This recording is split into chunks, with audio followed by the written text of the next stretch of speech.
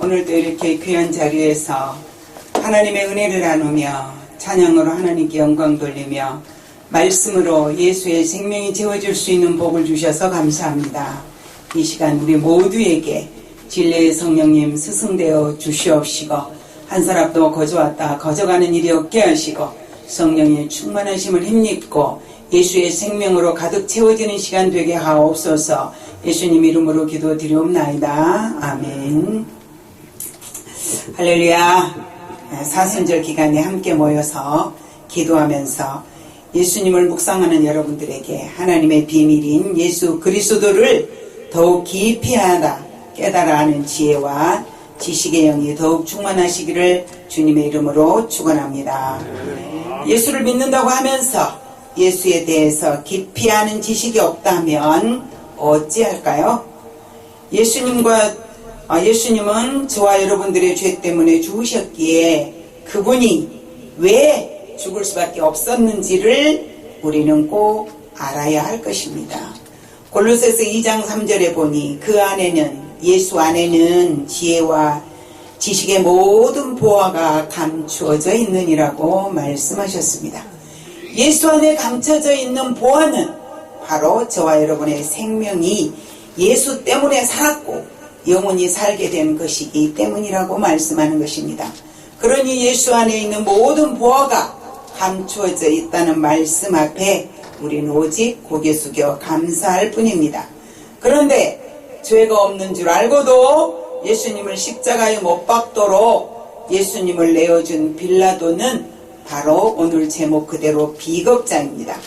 이스라엘을 지배하고 있던 로마의 빌라도 총독은 예수님을 재판하여서 사형에 넘겨준 역사적 오명을 남긴 인물이기에 빌라도는 비겁자라고 말하는 것입니다. 빌라도는 예수님을 신문하면서 예수님은 죄가 없다는 사실을 알았음에도 불구하고 예수님을 사형에 내어준 것입니다. 대제사장들과 아랫사람들이 예수님을 보고 소리지르 이르되 십자가에 못 박으소서 십자가에 못 박으소서 하는지라 빌라도가 이르되 너희가 친히 데려다가 십자가에 못 박으라 나는 그에게서 죄를 찾지 못하였노라고 요한복음 19장 6절에 기록되어 있습니다. 빌라도는 총독관으로서 재판의 마지막 결론을 내리는 위대한 자리에 앉아 있음에도 그는 소리 지르는 군중들에 못 이겨서 이제 예수님에게서 죄를 찾지 못했다고 말을 하면서도 결국 예수님을 내어주고 말았습니다.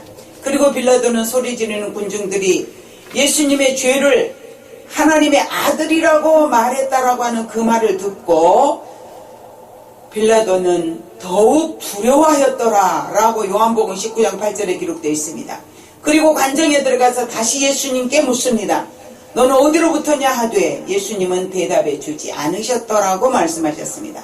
요한복음 19장 10절에 보니 빌라도가 이르되 내게 말하지 아니하느냐 내가 너를 놓을 권한도 있고 십자가에 못 박을 권한도 있는 줄 알지 못하느냐라고 말을 할 때 예수님은 요한복음 19장 1절에 대답하시되 아니하시고 위에서 주지 아니하셨더라면 나를 해할 권한이 없으리니 그러므로 나를 너에게 넘겨준 자의 죄는 더 크다라고 말씀하셨습니다. 빌라도는 자신이 분명히 예수님을 십자가에 못 박을 권한도 있고 놓아줄 권한도 있다고 본인 입으로 말을 했습니다.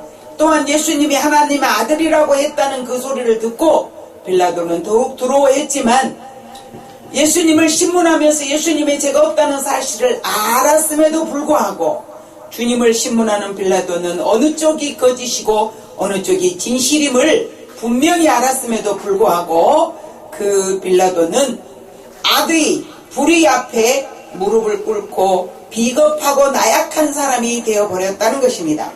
자기 자신의 안전을 위해서 세속과 야합을 기회주의자이며 세속적인 사람이 되고 말았습니다.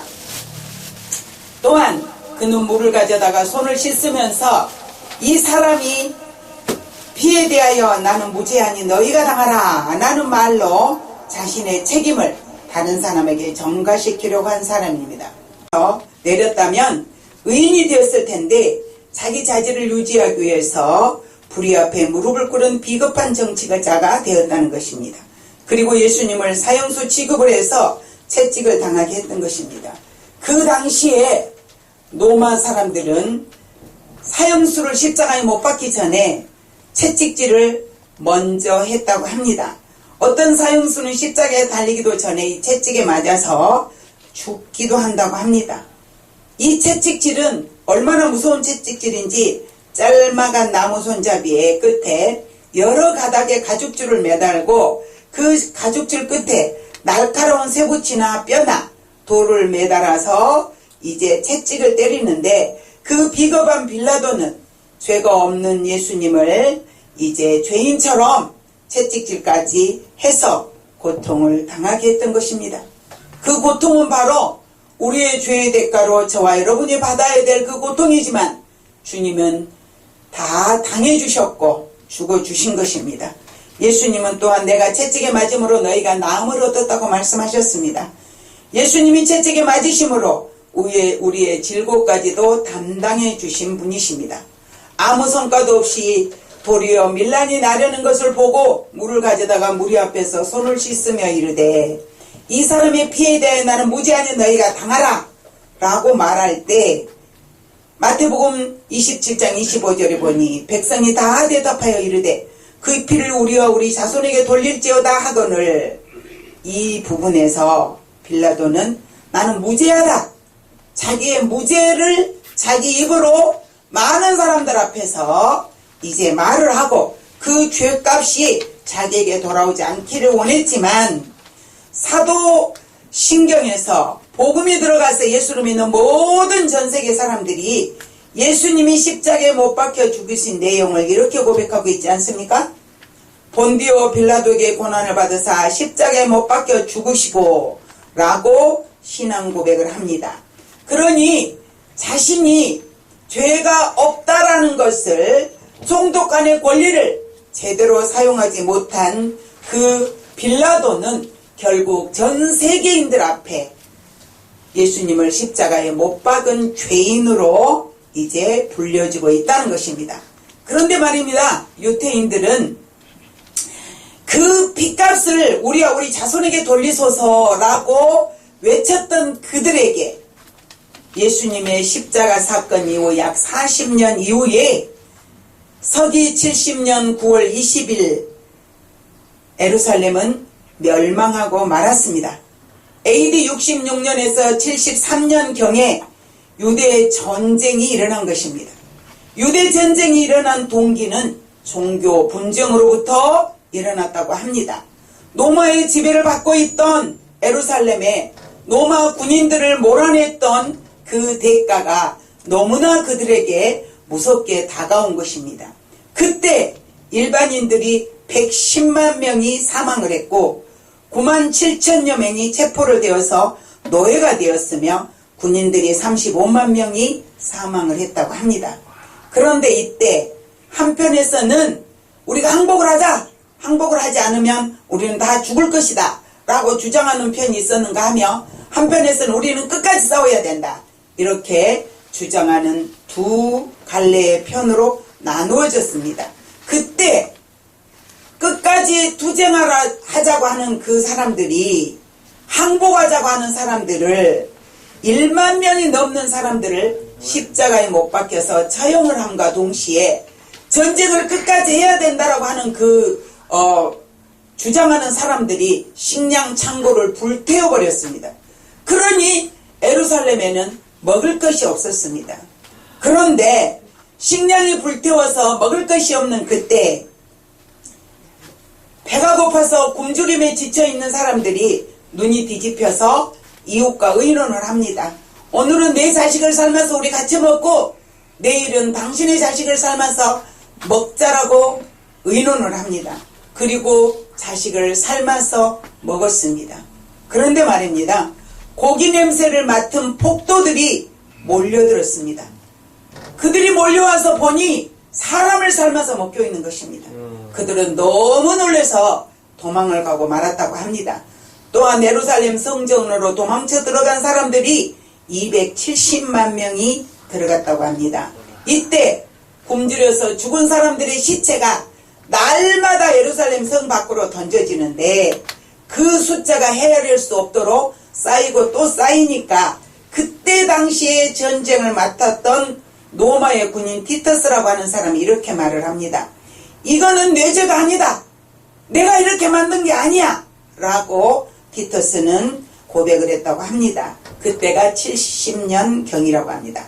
하나님의 아들 예수 그리스도를 십자가에 처형하는 죄값을 철저히 체험한 그 유태인들, 돌이킬 수 없는 고통과 아픔을 겪은 것입니다. 마태복음 27장 25절에 그 피를 우리와 우리 자손에게 돌릴지어다 라고 외쳤던 유대인들의 지도자들의 그들의 말은 왜 우리에게 돌리소서라고 할 것이지 우리와 우리 자손에게 돌리소서라고 고백을 했는지, 저는 지금도 그 성경을 읽을 때마다 우리의 입술의 말의 권세는, 우리의 입에서 나오는 말은 반드시 성과를 거둔다는 사실을 잊어서는 안 된다는 것입니다. 하나님의 비밀인 예수 그리스도를 아는 것은 세상에서 가장 큰 복을 받는 사람들입니다. 유태인들이 빌라도에게 대답할 때 왜 그랬는지, 우리는 삶 속에 어떻게 살아야 되는지, 어떤 말로 내가 입을 벌려야 되는지, 이런 것들을 잘 생각해 보아야 된다는 것입니다.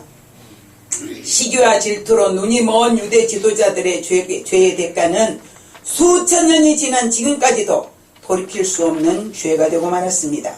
이 시대를 살아가는 저와 여러분들 또한 하나님의 비밀인 예수 그리스도를 알고 믿어서 하나님의 자녀가 되는 복을 받았으니 하나님께서 원하시는 삶을 살아서 우리와 우리 후손들이 천대까지 복을 받으시는 하나님의 사람들이 되시기를 예수님의 이름으로 축원드립니다. 기도하겠습니다. 좋으신 하나님 감사합니다. 오늘 또 이제 사순절 기간을 한 주간 마지막 보내는 시간입니다. 주님의 그 고난을 생각하면서 우리의 삶이 거룩하고 의롭게 살 수 있는 그리스도인들이 될 수 있도록, 성도들이 될 수 있도록 도와주시옵소서. 우리의 입술에 더러운 생각을 버리게 하시고 시기와 질투의 마음을 버리게 하시고 수많은 사람들에게 그리스도의 사랑을, 빛과 소금의 사명을 다 감당할 수 있도록 축복해 주시옵시고, 하나님의 복음을 위해서 수고하고 하나님이여 힘쓰고 애쓰는 주의 종들이 성령이 충만하여서 그리스도의 향기를 풍기며 이 일을 감당해낼 때 저희와 저희들의 후손들이 천대에 이르러 하나님의 축복을 받는 역사가 있게 하옵소서. 예수님 이름으로 축복하며 기도드리옵나이다. 아멘.